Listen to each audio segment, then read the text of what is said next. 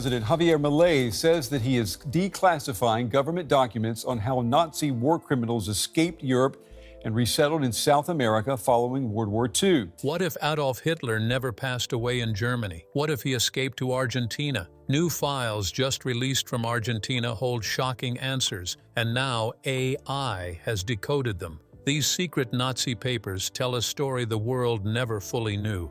Join us as we uncover the truth about Hitler's final days step by step. The hidden pathways of escape. The end of World War II brought devastation to Europe, but for thousands of Nazi leaders and collaborators, it also opened unexpected doors. Their escape from justice was not a matter of chance, nor the result of scattered attempts to hide in far-off lands. Instead, it was the outcome of a highly organized system, later known as the rat lines. These were carefully built networks of escape routes, stretching across the ruins of Europe and leading straight to safe havens in South America, with Argentina standing at the heart of the operation. Between 1946 and 1955, Argentina under President Juan Perón became a central player in this secret migration. Newly released records have confirmed that what happened was not a case of local officials turning a blind eye, but rather a deliberate state-assisted program. Perón and his allies believed that former Nazi officers, scientists, and administrators could serve as valuable assets in strengthening Argentina's military and industry. The government saw them as tools against communism and as potential contributors to Argentina's global ambitions. This grand scheme relied on a mix of political influence, religious involvement, and financial muscle. The Catholic Church, especially certain senior clerics in Rome, became key in providing the first lifeline. High-ranking figures within the Vatican viewed many of these fugitives as men who deserved a second chance, particularly since they could serve as a shield against the spread of Soviet influence. One Austrian bishop in Rome, Alois Hudal, played a critical role. His office distributed hundreds of false identity documents, often issued under the cover of the International Red Cross. With these papers, fugitives could pass through borders legally under new names, traveling through Italy or Spain before boarding ships that carried them across the Atlantic. The scale of this operation was staggering. Historians have found evidence that at least 1,200 false Vatican-issued passports were handed to suspected Nazis. At the same time, Argentina approved more than 7,000 visas for European arrivals between 1946 and 1950. Many of these were issued by sympathetic Argentine consuls in Rome and Madrid.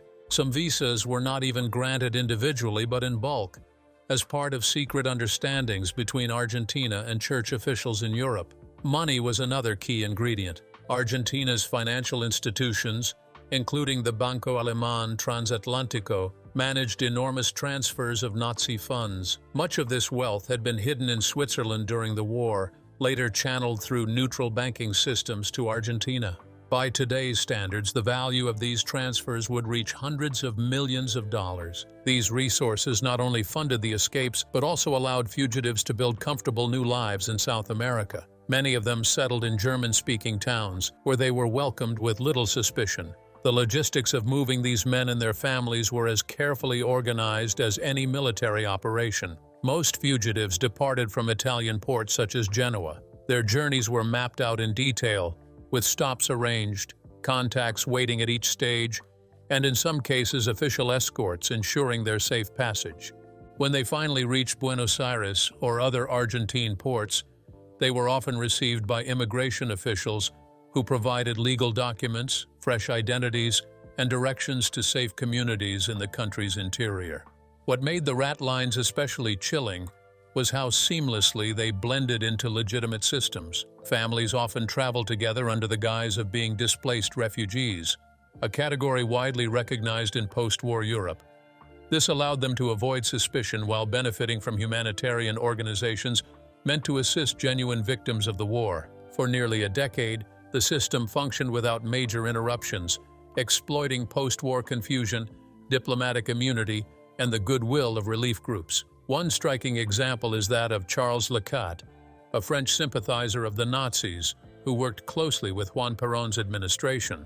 Lecot acted as a key advisor and played an active role in arranging the arrivals of high-profile collaborators through Spain. He worked directly with Argentine officials, making sure that paperwork was in place and that safe housing was available for new arrivals in Buenos Aires. His involvement highlights how deeply the Argentine government was connected to the process, far beyond passive acceptance. By the early 1950s, Argentina had become the main hub of Nazi relocation in the Southern Hemisphere. So, what happens when the truth, buried for over 70 years, is finally forced into the light?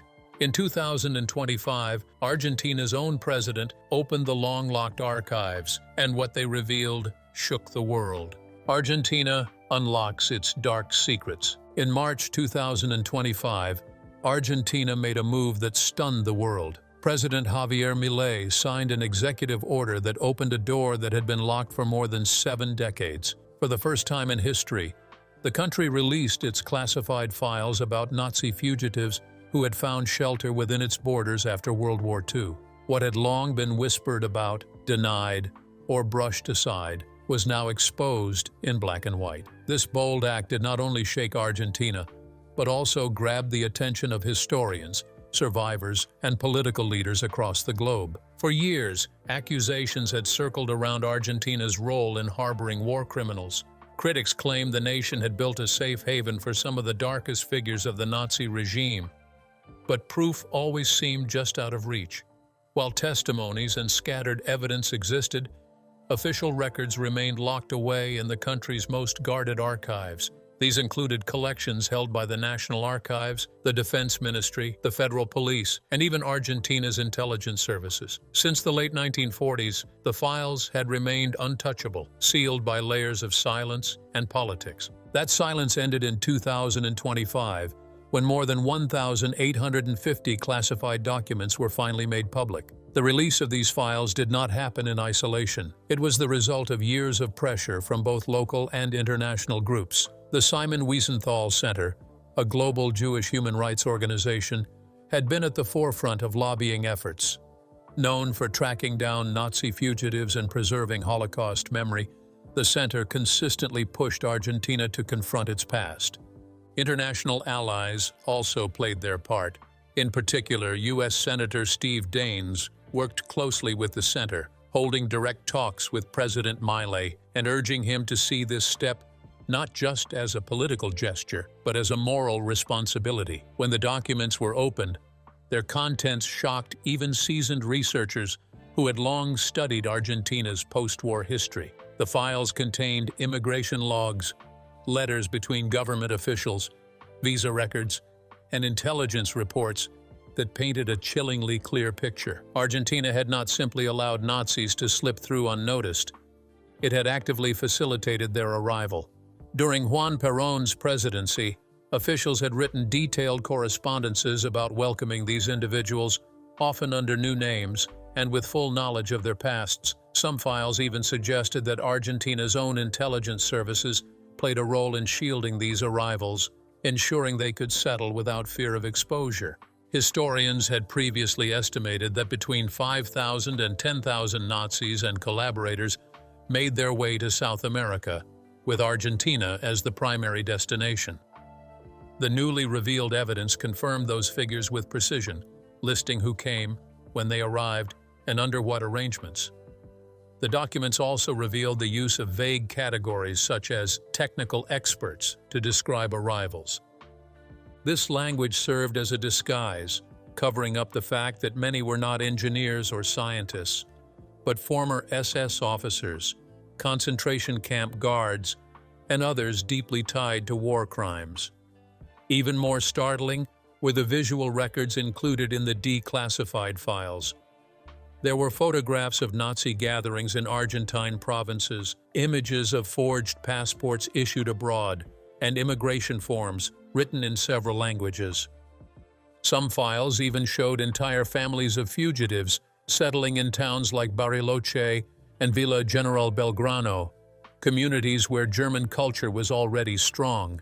These visuals erased any remaining doubts, leaving a haunting record of how openly the fugitives integrated into Argentine society. The financial side of the story also came into focus.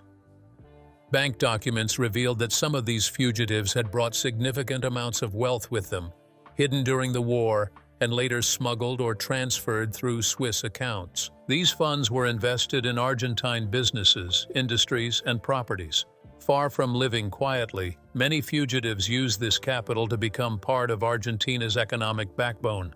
The archives showed how Nazi money helped fuel post-war growth, tying Argentina's development to its shadowy role as a refuge. The release of the files set off a wave of responses.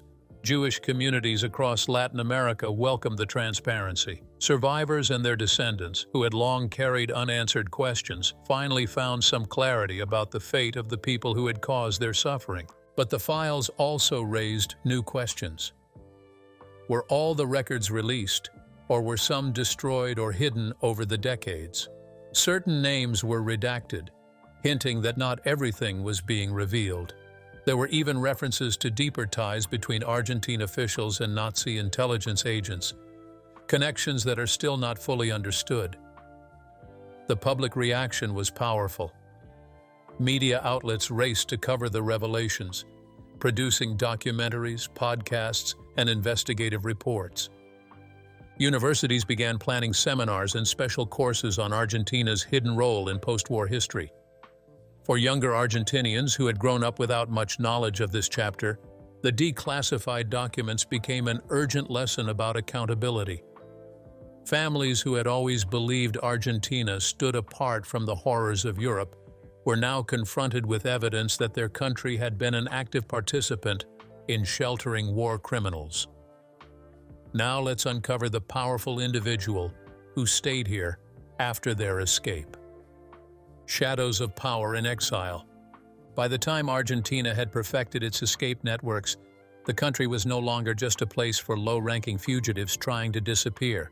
Some of the most infamous masterminds of the Holocaust had already crossed the Atlantic and begun weaving themselves into new lives. These were not forgotten soldiers or minor officers. They were central figures in the machinery of terror that had scarred the 20th century.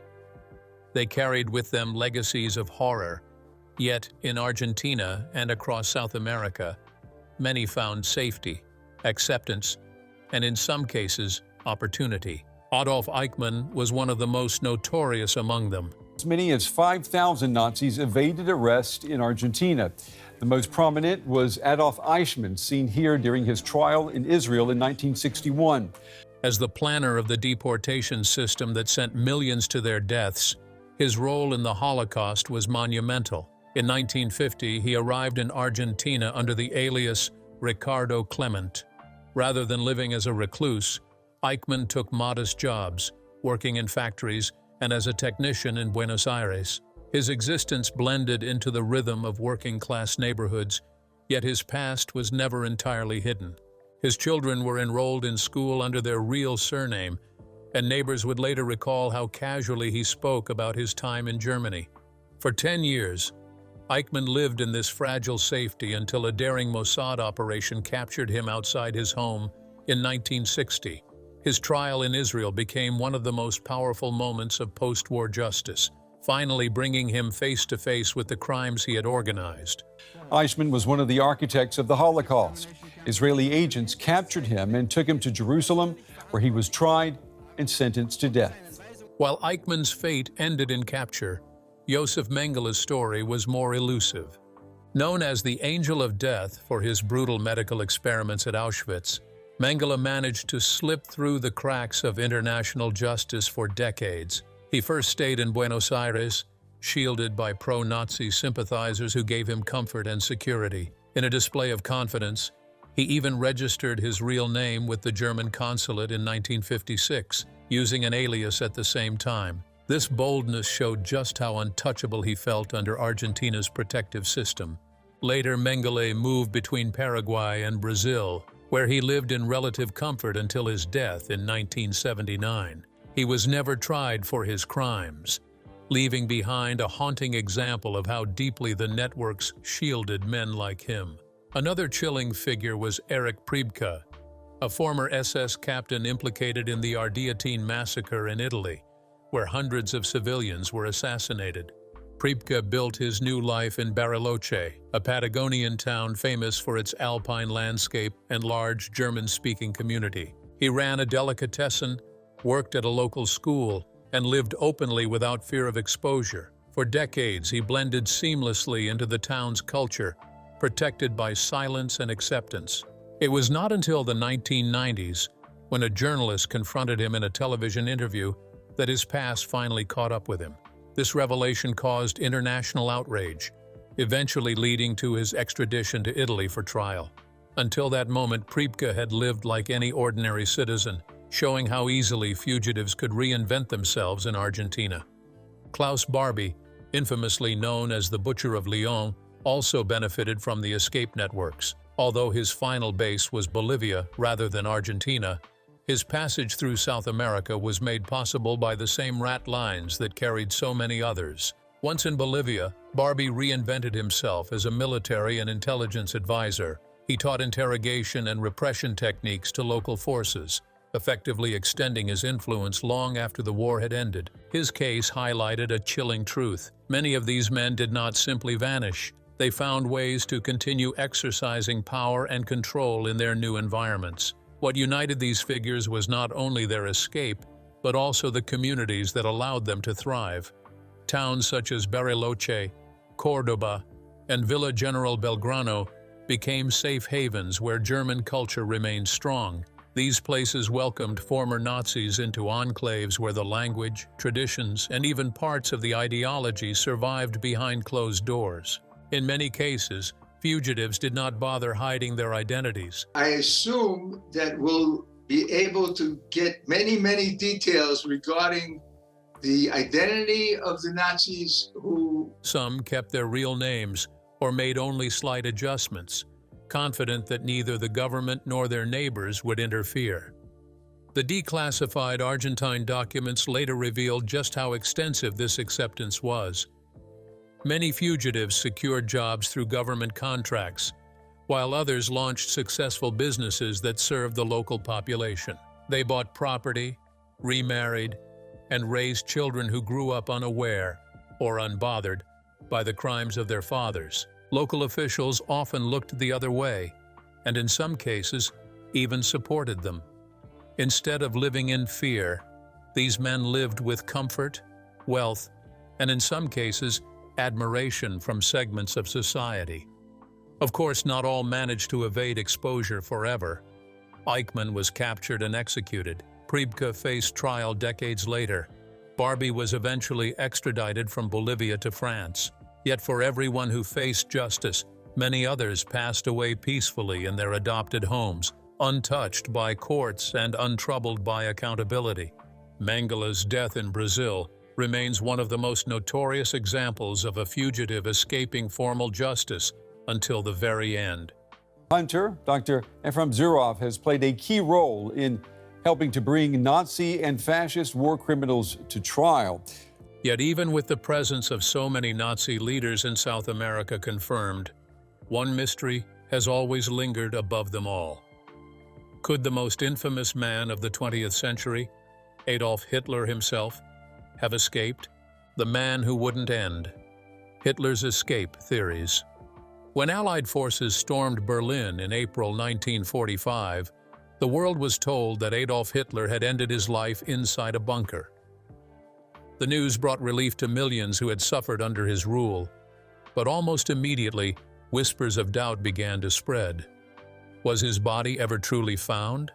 Could he have escaped, leaving the ruins of Germany behind for a new life in South America?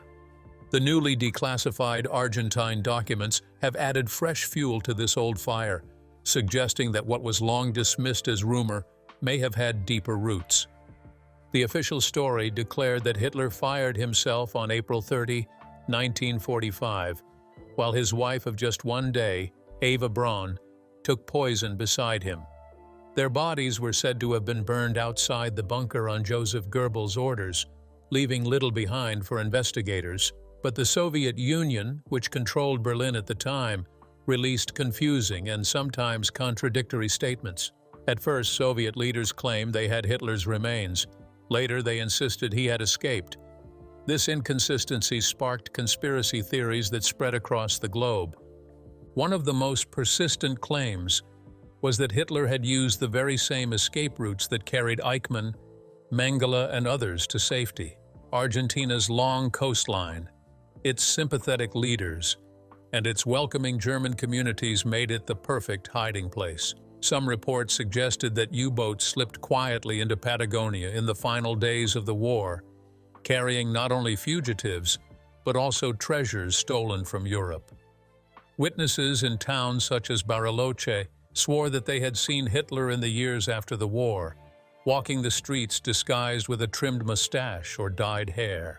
These stories were often dismissed as fantasies, yet they refused to stop. In 1945, the FBI received hundreds of tips claiming Hitler had been spotted in South America. The declassified Argentine documents from 2025 added new intrigue. Among them were references to German nationals who arrived in Buenos Aires in the late 1940s under suspicious circumstances, carrying wealth and possessions far beyond what refugees normally possessed. One file even noted that a man bearing striking similarities to Hitler had been tracked but never captured. Historians, however, urge caution. Most credible evidence supports the bunker story. Fragments of skull and teeth believed to be Hitler's were recovered by the Soviets and studied decades later. Dental records matched, pointing strongly toward his death in Berlin. Yet doubts linger, partly because the Soviet Union kept the remains hidden and controlled access for years, fueling suspicion that they had something to hide. For survivors of the Holocaust and their families, the idea of Hitler living in comfort in South America is particularly haunting. It would mean that justice had not only failed, but that the very architect of genocide had walked free while millions mourned. This is why the escape theories strike such a powerful chord. They are not just about mystery, but about the fragile line between truth and myth. Argentina's role deepens the story. The country had already welcomed thousands of former Nazis without question, some of them high-profile figures whose crimes were well known. If Eichmann, Mengele, and Priebke could live openly, why not Hitler himself? For many, the question was not whether he could have escaped, but whether he did. Stories circulated about a grand estate hidden in the Patagonian mountains, guarded by loyal followers. Others claimed he and Eva Braun lived under assumed names, raising children in secrecy. While no proof has ever surfaced, these tales remain alive in popular imagination, retold in books, films, and whispered legends. The declassified files have not provided a definitive answer. They do not prove Hitler escaped, but they show that Argentine intelligence had once entertained the possibility. Several reports noted the arrival of individuals with suspiciously high status, though their names were often left vague. Whether this was deliberate obfuscation or genuine uncertainty remains unknown. What is clear is that the myth of Hitler's survival was strong enough to be taken seriously at the highest levels. The appeal of the escape theory lies in its dramatic tension. The idea of the world's most infamous dictator slipping past justice, blending into a new life among his followers, captures the imagination in ways that official accounts cannot. But it also reveals something darker about Argentina's post-war reality. Even if Hitler never set foot there, the fact that people believed he could have says much about the atmosphere of protection and silence surrounding Nazi fugitives. For researchers, the truth may never be fully known. Breaking the escape myth, the case against Hitler in Argentina. For decades, stories circulated that Adolf Hitler may have slipped out of Berlin and lived in South America. Yet when investigators, scientists, and historians placed the evidence under a microscope, the conclusion pointed firmly in the opposite direction. Instead of rumors, they relied on hard facts. Objects pulled from the ruins of war, records carefully preserved, and testimonies from people who had stood just steps away from the bunker where Hitler spent his final hours. One of the strongest anchors of this investigation came in the form of Hitler's teeth. When Soviet troops entered Berlin in late April 1945, they found burned remains near the bunker garden. The bodies had been doused in fuel and partially destroyed by fire, but fragments remained. Among them were parts of a skull and dental structures. These fragments were removed and stored secretly in Moscow. For decades, the world knew little of their existence. The mystery began to clear much later. In 2018, Russian authorities allowed French forensic experts to examine the preserved teeth. The team compared the dental work to X-rays and records from Hitler's personal dentist. The match was undeniable. The bridges, crowns, and unusual metal fixtures were identical to those described in German medical files. They even showed the same patterns of decay and restoration. The analysis left no room for doubt. The remains were Hitler's. Eyewitness testimony added more weight to the conclusion. Survivors of the bunker, including aides, secretaries, and officers, all gave consistent accounts of Hitler's final moments. They described his retreat into seclusion, his refusal to surrender, and his decision to end his life on April 30, 1945, alongside Eva Braun. The smell of gunpowder, the quick cremation of the bodies, and the hurried burial in the garden were details repeated in multiple interrogations. Though the witnesses were questioned separately, their stories aligned with striking accuracy. Evidence from Germany's own leaders further confirmed the truth. Joseph Goebbels, who took his own life shortly after Hitler's death, and Admiral Karl Dönitz, who briefly became head of state, never claimed Hitler had escaped. In their communications and statements, both during the collapse and afterward, they acknowledged his act as a fact. Their words, backed by internal documents, erased the idea of a last-minute disappearance. Allied intelligence operations also closed the door on escape theories. By 1945, Germany's airspace and borders were under strict surveillance. Secret exits or flights out of Berlin would have been nearly impossible. Messages were intercepted, movements tracked, and officials interrogated. Despite this blanket of control, no trace of an escape attempt was ever discovered. If Hitler had tried to flee, the effort would have required an enormous support system, one that simply never existed. Other Nazi leaders who did manage to flee left noticeable footprints. Adolf Eichmann, Josef Mengele, and others traveled with forged papers, used well-organized rat lines, and eventually exposed themselves by trying to live normal lives in Argentina or Brazil. Argentina and the birth of a myth. Although the evidence pointed to Hitler's death in 1945, Argentina's name became forever tied to the escape legends. History, but also economic issues, very important. And he's putting Argentina in a new track, and apparently he's been successful. To understand why, one must look at Argentina's unique political and social landscape during the 1940s and beyond. During most of World War II, Argentina stayed neutral. This position gave the country flexibility, but also attracted suspicion. Within its military and government, there were figures sympathetic to fascist ideas, who saw value in aligning with former Axis powers. When Juan Perón rose to prominence in the mid-1940s, Argentina's role became even more complex. Perón admired aspects of authoritarian governance and saw practical advantage in welcoming European experts, scientists, engineers, and, hidden among them, war criminals. Through networks later known as rat lines, Argentina became one of the main destinations for escaping Nazis. Clergy members and secret organizations provided false passports, while shipping routes and sympathetic consulates smoothed the journey. To Argentina and the identities of the people who made it possible for them and who helped them. I mean, we know who ran the... Among those who arrived were some of the most notorious figures of the war, Eichmann and Mengele. Their confirmed presence planted a seed of suspicion. If these men could make it, why not Hitler?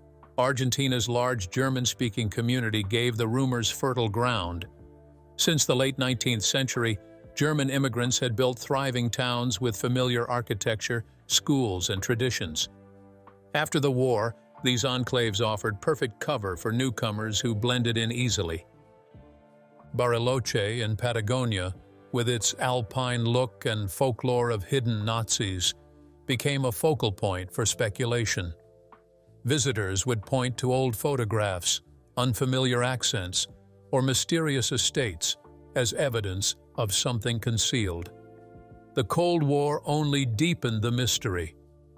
Both American and Soviet intelligence kept close watch on Argentina, collecting reports of alleged sightings. Though none were ever confirmed, the very act of recording them gave credibility to the rumors. Popular culture soon picked up the thread. Documentaries, novels, and television specials presented dramatic theories of Hitler in Argentina, sometimes complete with fabricated witnesses or staged evidence. Argentina's silence added fuel. For decades, the government avoided admitting how deeply it had assisted Nazi fugitives. Only in the 1990s did it begin to release documents confirming that escape networks had indeed operated. By then, the myths were firmly embedded in global imagination. The absence of clear answers kept the story alive. AI unlocks Argentina's Nazi secrets. For years, the world has wondered whether Adolf Hitler truly passed away in his Berlin bunker in 1945, or if he managed to escape, slipping into the shadows of South America. The question has always been surrounded by speculation, fueled by rumors, sightings, and mysterious documents. Now, with Argentina's recent decision to release long-classified files, artificial intelligence has been used to analyze thousands of pages, offering new insights into one of history's most enduring mysteries. The declassified records span the late 1940s through the 1960s, a period when Argentina became a hub for fleeing Nazis. Inside these papers are reports from local police, intelligence services, and diplomatic correspondence. Some files confirm what historians already knew. Notorious figures such as Adolf Eichmann and Josef Mengele lived comfortably in Argentina with false papers, sympathetic networks, and quiet support from officials. But what has stunned researchers is the number of unverified leads and detailed accounts mentioning Hitler himself. Artificial intelligence tools were trained to scan, categorize, and cross-reference the newly released files. The results brought together threads that once seemed unrelated. Multiple reports described the arrival of high-ranking Germans at remote estates in Patagonia. Others mentioned sightings of a tall man with a familiar mustache who traveled under guard. Certain financial documents even linked large, unexplained transfers to properties later tied to known fugitives. One of the most intriguing discoveries came from naval records. The files referenced German submarines, U-530 and U-977, which surrendered in Argentina months after the war had ended. Though officially explained as late arrivals, inconsistencies in their logs raised new questions. AI analysis found overlapping witness testimonies of unusual landings near the time these subs appeared. While none of this is definitive proof of Hitler's presence, the clustering of accounts paints a picture that is harder to dismiss than before. Historians remain cautious. They emphasize that no photographs, personal belongings, or DNA evidence link Hitler to Argentina. Forensic tests on his dental remains still stand as the strongest evidence of his death in Berlin. Yet the new AI study shows why the survival theory has lasted so long. The sheer number of reports, combined with Argentina's history of sheltering Nazi fugitives, created fertile ground for myths to grow. If you enjoyed this video, like and subscribe, and also click the next video shown on your screen.